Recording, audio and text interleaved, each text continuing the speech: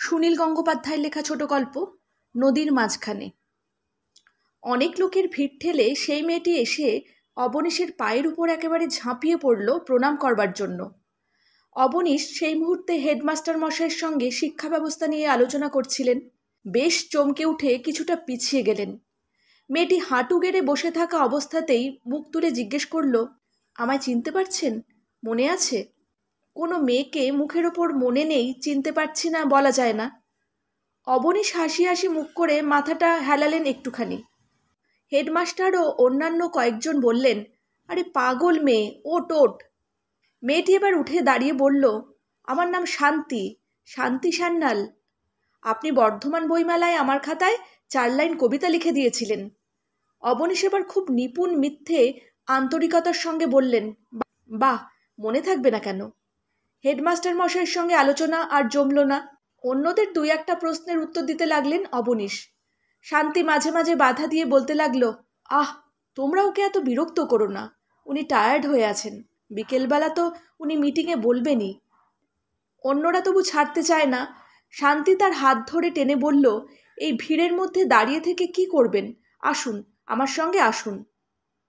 School বাড়ির সামনের মাঠে মেলা বসেছে। একদিকে ঘুরছে নাগরদোলনা, আরেকদিকে মঞ্চ বাঁধা হচ্ছে। বিকেলে সেখানে শুরু হবে সাংস্কৃতিক অনুষ্ঠান। অবনীশ সেটা উদ্বোধন করবেন। প্যান্ট শার্টের বদলে ধুতি পাঞ্জাবি পরে এসেছেন অবনীশ। তিনি ভেবেছিলেন গ্রামের অনুষ্ঠানে প্যান্ট শার্ট পরাটা মানাবে না। এসে অবশ্য দেখেছেন গ্রামের অনেকেই এখন প্যান্ট শার্ট পরে, স্কুলের মাস্টাররা পর্যন্ত। ধুতি প্রায় চোখেই পড়ে না। স্কুল বাড়ির পেছন দিকে ছোট বাগান আর পুকুর, বেশ পরিষ্কার জল। হাঁটতে হাঁটতে সেখানে এসে শান্তি বলল, আপনার সঙ্গে যখন প্রথম দেখা হয় তখন আমি ছাত্রী ছিলাম। কিছু একটা কথা খুঁজে পেয়ে অবনীশ জিজ্ঞেস করলেন, তুমি কোন কলেজ থেকে পাশ করেছো? এখন তুমি কি করো? শান্তি ফিক করে হেসে বলল, আমাদের এখানেই তো কলেজ আছে, মাত্র 3 মাইল দূরে, সেখান থেকেই পাশ করেছি। তারপর এখন বেকার।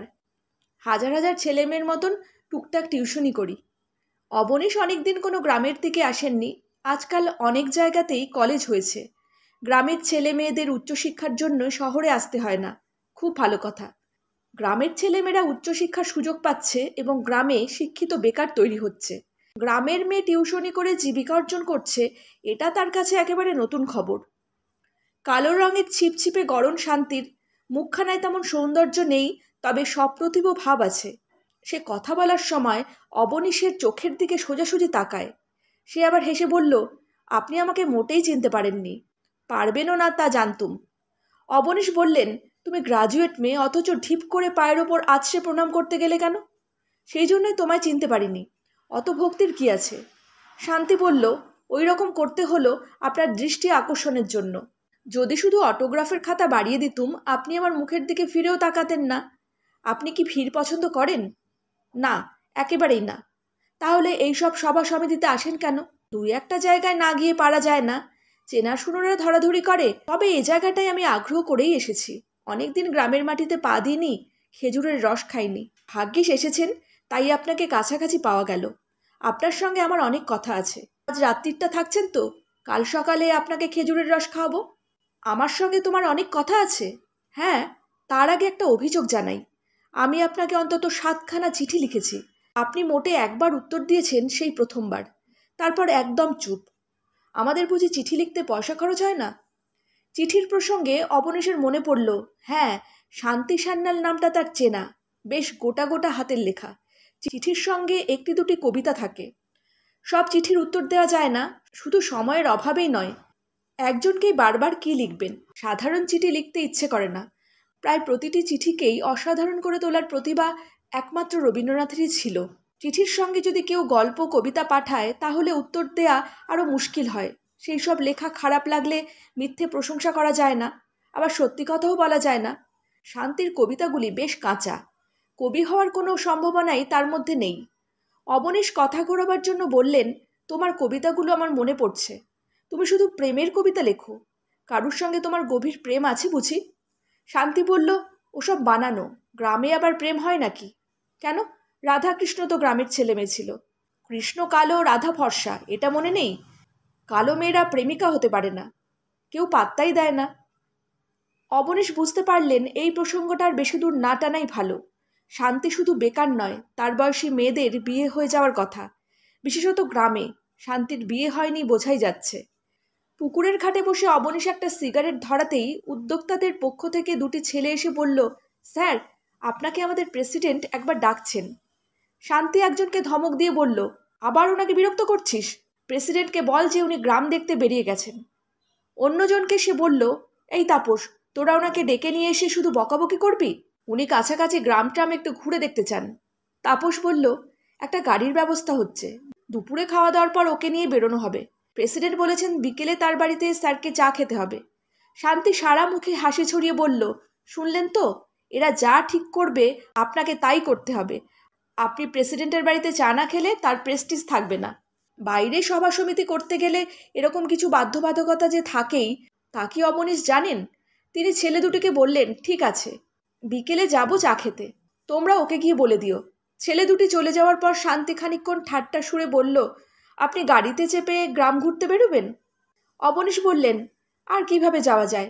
পায়ে হেঁটে না ঘুরলে কিছুই দেখা হবে না। আপনি 1-1.5 মাইল হাঁটতে পারবেন?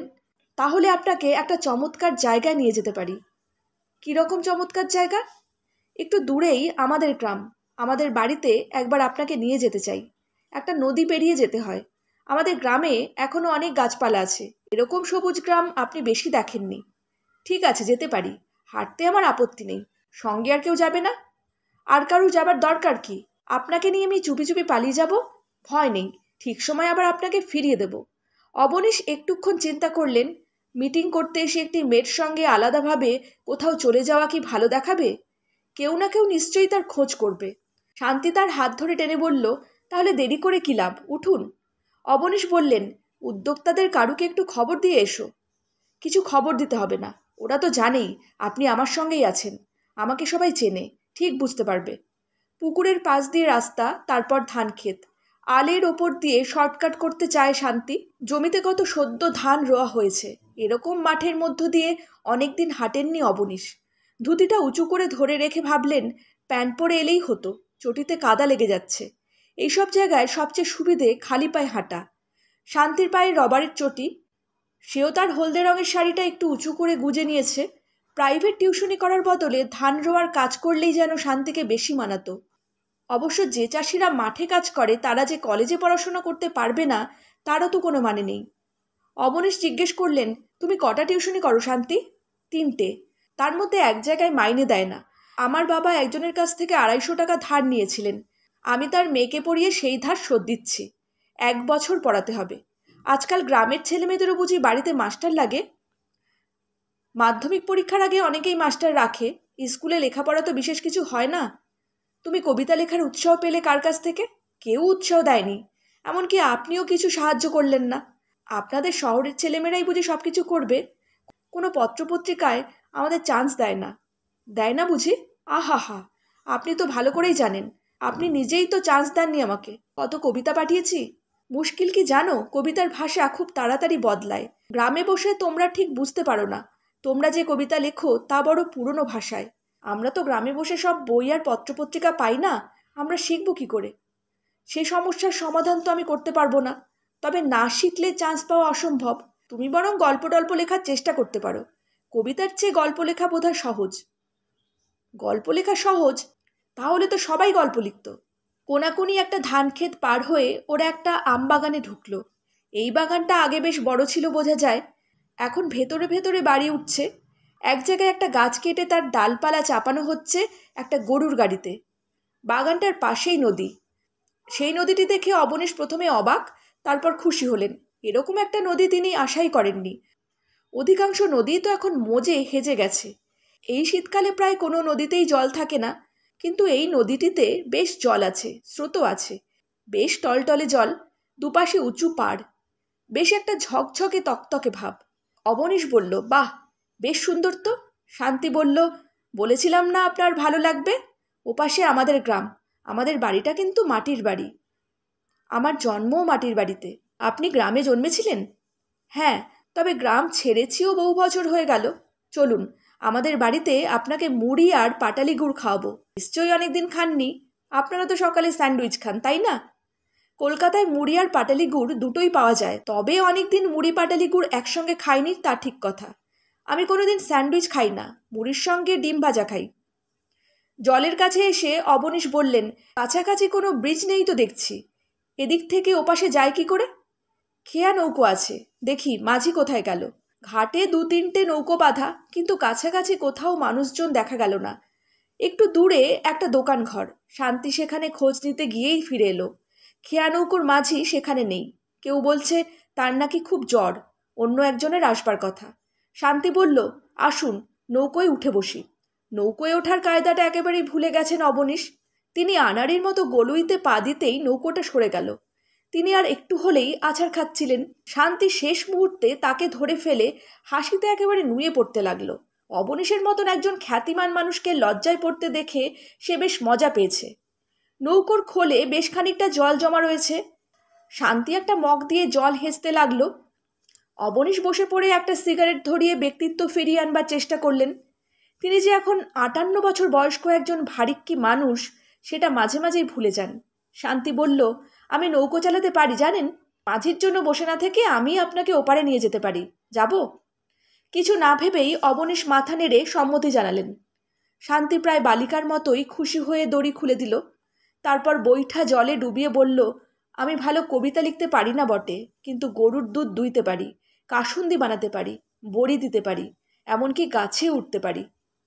অবনীশ স্মিত হেসে শান্তির দিকে তাকিয়ে রইলেন। এত গুণের মেয়ে, অথচ তার বিয়ে হচ্ছে না শুধু গায়ের রং কালো বলে? নিশ্চয়ই ওর বাবার পণ দেওয়ার সাধ্য নেই। অপমানজনকভাবে বিয়ে করার চেয়ে এরকম একটা মেয়ে কুমারী অবস্থাতেও কাটিয়ে দিতে পারে সারা জীবন। কিন্তু বিয়ে না হোক, একজন প্রেমিকও থাকতে হবে। তখন প্রেমের প্রসঙ্গ তুলতে শান্তি চোখ নামিয়ে দীর্ঘশ্বাস ফেলেছিল। মেয়েটি এমনিতে বেশ হাসি খুশি হলেও ওর কোনো গোপন দুঃখ আছে, সে কথা জিজ্ঞেস করা যায় না। ওর কবিতাগুলিকে তিনি নিতান্ত তুচ্ছ অকিঞ্চিতকর ভেবেছিলেন, কিন্তু সেগুলির রচনার পেছনে আছে এক যুবতীর অকপট হৃদয় বেদনা। বেশ ভালোই বৈঠা চালাতে পারে শান্তি। নৌকোটা হেলল দুলল না, ঘুরেও গেল না, সোজাই এগোলো। অবনীশের মুখোমুখি বসেছে শান্তি, আঁচলটা জড়িয়ে নিয়েছে কোমরে। এখন এই ভূমিকায় তার মুখে একটা অন্যরকম সৌন্দর্য এসেছে। ষড়যন্ত্র করার মতন মুখটা ঝুঁকিয়ে এনে শান্তি ফিসফিস করে বলল, নৌকোটা যখন পাওয়াই গেছে তখন ওটুকু গিয়ে কি হবে, আরও খানিকটা ঘুরবেন? ওই যে দূরে তালগাছটা দেখছেন, ওই পর্যন্ত ঘুরিয়ে আনতে পারি, যাবেন? এক্ষেত্রে হ্যাঁ কিংবা না কি বলা উচিত তা ভেবে পেলেন না অবনীশ। আর কেউ নেই, শুধু একটি মেয়ের সঙ্গে নৌকোয় করে বেড়ানো তো আনন্দের ব্যাপার, কিন্তু সেটা কি বাড়াবাড়ি হয়ে যায় না? এই রকম গ্রাম দেশে নিশ্চয়ই এ নিয়ে কথা উঠবে। অবনীশ তো ফিরে যাবেন আগামীকাল, তারপর যদি শান্তির ওপর কোনো অত্যাচার হয়। কিন্তু অবনীশ তার লেখার মধ্যে কোনো রকম সংস্কারকে প্রশ্রয় দেয় না। নারী পুরুষের সহজ মেলামেশায় বিশ্বাস করেন। তিনি একটি মেয়ের আহ্বানে সাড়া দেবেন না। তিনি জিজ্ঞেস করলেন, এটা তো খেয়ার নৌকো, অন্যদের লাগবে না? অন্যেরা না হয় একটু দাঁড়িয়ে থাকবে। না, চলো ওপারে গিয়ে তোমার বাড়িটাই বরং ঘুরে আসি। মুড়ি আর গুড় খাওয়াবে বললে না, এই যা, ধরুন ধরুন। বৈঠাটা শান্তির হাত থেকে খসে জলে পড়ে গেল না শান্তি ইচ্ছে করে ফেলে দিল, বেশ স্রোত আছে, হাত বাড়িয়েও সেটা ধরা গেল না। এবার নৌকোটা ঘুরতে লাগলো। শান্তি বলল, এখন আমরা ভাসতে ভাসতে যেখানে খুশি চলে যাব, আর ইচ্ছে করলেও ফেরা যাবে না। অবনীশ বিরক্ত হওয়ার বদলে হালকাভাবে হাসলেন। হঠাৎ একটি মেয়ে তাকে ভিড় থেকে টেনে নিয়ে এলো, তারপর নদীর বুকে তার সঙ্গে নৌকোয়। এই নৌকো আপন মনে ভাসবে, এ যেন এক প্রেমের দৃশ্য। বয়সটা আর একটু কম হলে আরও উৎসাহিত হওয়া যেত। শান্তির সঙ্গে তার বয়সের তফাৎ প্রায় 35 বছর তো হবেই। কেউ তাকে শান্তির প্রেমিক ভাববে না ভুলেও। অন্যদের চোখে তিনি একজন শ্রদ্ধেয় ব্যক্তি। তার বদলে অন্য কারোর সঙ্গে শান্তির এই পাগলামির খেলাটা খেলা উচিত ছিল। সেরকম তো চওড়া নদী নয়, অকূলে ভেসে যাওয়ার কোনো প্রশ্নই ওঠে না। দুপারে কিছু কিছু লোক জমছে, তারা এই দৃশ্য দেখছে। কে একজন চেঁচিয়ে উঠল, এই শান্তি, নৌকোটা এদিকে নিয়ে এসো। শান্তি অবনীশকে বলল, ওদের কথা শুনবেন না, ওদিকে তাকাবেন না। অবনীশ মনে মনে বললেন, আমি বেদব্যাস, তুমি মৎস্যগন্ধা। ক্রমে চেঁচামেচি বাড়তে লাগলো। নদীর বুকে একটা নৌকোয় শুধু নারী ও পুরুষ আপন মনে বসে আছে। এই দৃশ্য অন্যদের সহ্য হয় না। অবনীশও বেদব্যাস নন, চারপাশে কুয়াশার আড়াল সৃষ্টি করার ক্ষমতা তার নেই। একসময় শান্তি চেঁচিয়ে বলল, ফিরতে পারছি না, বইটা ভেসে গেছে। এবার আরেকটা নৌকো এগিয়ে এলো। তাতে দুজন মানুষ, একজন নৌকোটা চালাচ্ছে, অন্যজন দাঁড়িয়ে রাগত সুরে বলতে লাগলো, এই শান্তি, তুই কার হুকুমে এই নৌকো নিয়ে এসেছিস? খেয়ার নৌকো নেওয়ার অর্ডার তোকে কে দিয়েছে? কলকাতা থেকে ভদ্রলোক এসেছেন, যদি নৌকো উল্টে যেত? অবনীশ সে ব্যাপারে চিন্তিত ছিলেন না। একসময় তিনি ভালোই সাঁতার জানতেন, সাঁতার কেউ ভোলে না। ধুতি টুতি নিয়ে একটু অসুবিধা হতো বটে, কিন্তু জলে ডুবে যেতেন না। শান্তি সেই লোকটিকে বলল, তুমি এত ধমকাচ্ছ কেন? তোমার নৌকো এনেছি নাকি? লোকটি দাঁত কিরমির করে বলল, তোর বড় বাড় বেড়েছে না?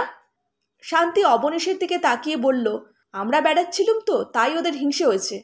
দুটো নৌকো গায়ে গায়ে লাগলো। সেই লোকটি আবার বলল, শান্তি, তুই কারুকে কিছু না বলে কেন ওনাকে নদীতে নিয়ে এসেছিস? শান্তি বলল, বেশ করেছি, তুমি বেশি চোখ রাঙাবে না বিশুদা। তখন সেই বিশুদা নামের যুবকটি ঝুঁকে এসে ঠাস করে একটা চড় কষালো শান্তির গালে। অবনীশ স্তম্ভিত হয়ে গেলেন, এ কি কাণ্ড! কিন্তু তিনি কিছু প্রতিবাদ করার আগেই শান্তি উল্টে চড় লাগাতে গেল যুবকটিকে। দুজনের ঝটাপটিতে নৌকো এবার সত্যি উল্টে যাবার জোগাড়। তা অবশ্য হলো না। অন্য নৌকো চালকটির বকুনিতে দুজনেই থেমে গিয়ে ফুঁসতে লাগলো। অবনীশ আড়ষ্ট হয়ে বসে রইলেন। সভার উদ্যোক্তাদের দুজন ছুটে এসেছেন নদীর ধারে। এদিকে নৌকো ফিরতেই তারা শান্তিকে খানিকটা বকাবকি করে। অবনীশের কাছে ক্ষমা চেয়ে তাকে নিয়ে গেল স্কুল বাড়িতে। সেখানে আলাদা একটি ঘরে তার বিশ্রামের ব্যবস্থা। শান্তির বাড়িতে আর যাওয়া হলো না। শান্তির সঙ্গে তার দেখাও হলো না। বিকেলের মিটিংয়ের সময় শান্তি নেই। অভিমান হয়েছে তার? তা তো হতেই পারে, কিন্তু শান্তিকে যে চড় মারা হয়েছে তা নিয়ে কোনো চাঞ্চল্য নেই। কেউ সে বিষয়ে আলোচনাও করছে না। সন্ধ্যের পর সাংস্কৃতিক অনুষ্ঠান, সবটা বসে দেখতে হলো অবনীশকে।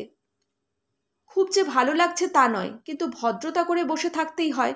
একসময় তিনি সিগারেট টানবার জন্যে বাইরে এলেন। বেশ বড় মাঠ, পেছন দিকে লোকজন রয়েছে ছড়িয়ে ছিটিয়ে। অবনীশ হাঁটতে হাঁটতে অনেকটা চলে এলেন, একেবারে পিছনের দিকে। আধো অন্ধকারে দুটি নারী ও পুরুষ পাশাপাশি দাঁড়িয়ে। অবনীশ সেদিকে আর এগোতে চাইলেন না। হঠাৎ একটা হাসির শব্দ শুনে তিনি চমকে উঠলেন। হাসিটা চেনা, শান্তি। অবনীশ এক পলক তাকিয়ে দেখলেন তার পাশের যুবকটি সেই বিশুদা। ওদের দাঁড়িয়ে থাকার মধ্যে একটা ঘনিষ্ঠতার স্পষ্ট ইঙ্গিত রয়েছে। আজ দুপুরের ঘটনার পরেই ওদের মধ্যে এই ঘনিষ্ঠতা হলো। শান্তি তাকে নিয়ে বেড়াতে গিয়েছিল বলেই কি ঈর্ষা হয়েছিল ওই বিশু নামের ছেলেটির? তাহলে এতটা বয়স হলেও তিনি পুরোপুরি বুড়োদের দলে চলে যাননি। যুবকেরা এখনও তাকে ঈর্ষা করে। সুনীল গঙ্গোপাধ্যায়ের লেখা ছোট গল্প নদীর মাঝখানে এখানেই শেষ হলো। যদি আমার গল্প পাঠ আপনাদের ভালো লেগে থাকে, লাইক, শেয়ার, কমেন্ট আর সাবস্ক্রাইবের মাধ্যমে চ্যানেলটির সাথে অবশ্যই থাকবেন।